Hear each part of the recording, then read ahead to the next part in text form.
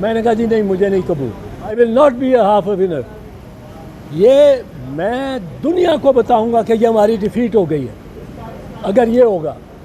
دوسرے دن میں نے بحث کی تو آپ لوگوں نے سنی, لاسٹ میری بحث میں نے یہی کہا, میں نے کہا جناب میں نے یہ نہیں کہا مجھے پتہ لگا یا کچھ, میں نے کہا جناب یہ ایک ہو سکتا ہے کہ آپ لوگوں کے ذہن میں کوئی بات ہو, اور بات یہ ہو کہ پریزیڈنٹ کو بھی کچھ دے دو اور چیف جسٹس کے بھی حوالے کچھ کر دو, چیف جسٹس کو بٹھا دو اوپر اور چیف جسٹس کے خلاف ریفرنس دبا کے چلاؤ اور جلدی جلدی اس کو کنوکٹ کراؤ, اور وہ بھی خوش اور وہ بھی خوش.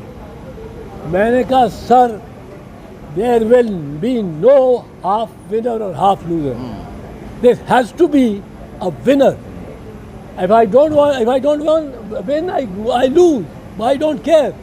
آپ بھی تاریخ کے سامنے کہ دربار میں اور کٹہرے میں کھڑے ہیں, میں اکیلا نہیں کھڑا, آپ بھی کھڑے ہیں. یہ میں سنانا چاہتا ہوں, یہ کارروائی کا حصہ ہے. اور میں نے ایک اور بات کی, میں نے کہا یہ آپ کے دو طرف سابق جج صاحبان کی تصویریں لگی ہیں, ہر جج نے اپنی تصویر خود سلیکٹ کی, اس کو کوئی نہیں کہا گیا کہ آپ یہ بنوائیں یا وہ بنوائیں. کسی نے وگ میں بنائی ہے, کسی نے وہ روز میں بنائی ہے, کسی نے ریلیکس بنائی ہے, اپنی مرضی کی طرح. میں نے کہا یہ جو تصویر اب نیکسٹ لگنی ہے جو افتخار محمد چودھری کی لگنی ہے اس کی اپنی مرضی کی لگے گی. آپ میرے خلاف فیصلہ دیں, یہاں وہ تصویر لگے گی چیف جسٹس کی جو گردن ایک مروڑ رہا ہے ایک انسپیکٹر, میں وہاں لگواؤں گا. یہ آپ بھی تاریخ کے کٹہرے میں کھڑے ہیں اور میں بھی تاریخ کے کٹہرے میں کھڑا ہوں, اور میں اس تاریخ کو مسخ نہیں ہونے دوں گا. In this case also, there is no halfway house. There is no کہ جی فوجی عدالتیں لگ جائیں پر ان کے پاس اپیل کا اختیار.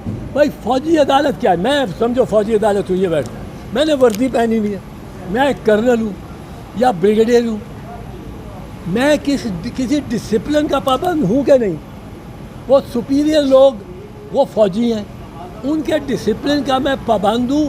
میری پروموشن, میری بینیفٹس, مجھے اچھی پوسٹنگ, مجھے نکالنا فوج کا سب ان کا تعلق ہے. یوں یہ کورٹس میں کیا ہے, کورٹ وہ ہوتی ہے, عدالت وہ ہوتی ہے جس کو سیکیورٹی آف ٹینیور ہوئے, لیگلی گارنٹی, جس کو نکالنے کے پروسیجر کے لیے آپ کو ایک پوری انکوائری کرنی پڑے, جوڈیشل انکوائری ہو, اس کو نکالنا کہ نہیں نکالنا, کوالیفائڈ ہو.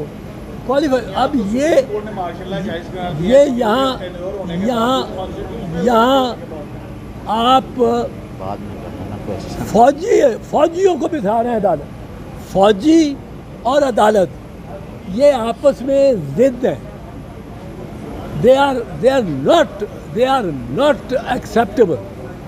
کہ فوجی ہو, اب وہ اس کو جو حکم آ جائے گا وہ کرے گا. میں نے 100 کے قریب ٹرائلز کیے ہیں فوجی عدالتوں کے ضیاء الحق کے ٹائم میں. وہ کئی دفعہ مجھے بھی پکڑ کے ساتھ لے جاتے تھے. 20 ورکرز کا, پیپلز پارٹی کے ورکرز کا کیس ہوتا تھا, مجھے بھی پکڑ کے, میں کہتا تھا میں وکیل ہوں, کہتے آپ بھی چلیں, آپ کا نام لکھا ہوا ہے اس پرت پہ, وہ جو حاضرین والوں کی تھی اس پہ پرت پہ پکڑ کے لے جاتے. کوئی ان میں یہ نہیں ہے, وہ اپنا کام کرتے ہیں, بڑا اچھا کرتے ہیں. میں آپ کو یہ کہوں, انہوں نے سوات خالی کیا تھا اور جنرل کیانی کو اس کی داد دینی پڑتی. انہوں نے نارتھ وزیرستان میں وہ ضرب العضب کی, جنرل راحیل بڑا اچھا. میں تب بھی کہتا تھا کہ اس نے, یہ باجوہ صاحب کی بڑی کنٹروورسیز ہیں, بڑی کنٹروورسی, پر انہوں نے جا کے جو وانا اور ساری یہ ضرب رد الفساد کی, اس کی داد دینی پڑتی ہے. اپنے سولجرز کا morale بھی آپ رکھا. وہاں شہادتیں ہو رہی تھی, بہت شہادتیں ہوئی. تو یہاں بھی فوج کو اور فوجی ہائی کمان کو اور چیف صاحب کو اس طرف لگنا چاہیے اور اپنا فوکس اس طرف رکھنا چاہیے اور وہ ان کے لیے ایک بڑا امتحان بھی ہے، اور اس میں ساری قوم ان کے ساتھ کھڑی ہوگی اگر وہ اس پہ چلیں گے. لیکن اگر وہ فوجی عدالتیں لگائیں گے تو اس پہ پھوٹ پڑے گی، اس پہ آئین کو دیکھا جائے گا، آئین اجازت نہیں دیتا. And there will be no halfway house, no کہ دونوں ونرز ہوں اور دونوں لوزرز ہوں، نو کہ آدھی ان کو دے دو اور آدھا ہمیں خوش کر دو. ہم آئے ہیں کہ یہاں فوجی عدالتیں پاکستان میں سویلین کو ٹرائی کرنے کے لیے نہیں لگ سکتی اس آئین کے تحت. آئین میں ترمیم کریں تو وہ اور بات ہے، آئین میں ترمیم کر نہیں سکتے، وہ الیکشنز کے بعد ہوگی. پھر کوئی مینڈیٹ لے کے آ جائے گا تو پھر ہم بے بس ہیں، پھر وہ تو 2/3 میجارٹی. تو یہ ہمارا کوئی انریزنبل سٹینڈ نہیں.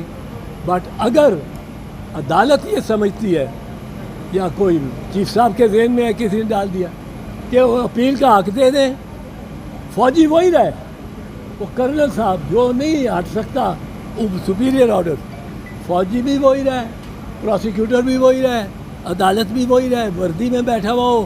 اور پھر وکیلوں سے، سویلین وکیلوں کو کیا، میں نے اٹک میں 2 ٹرائلز کیے، اٹک قلعے میں، فیلڈ جنرل کورٹ مارشل.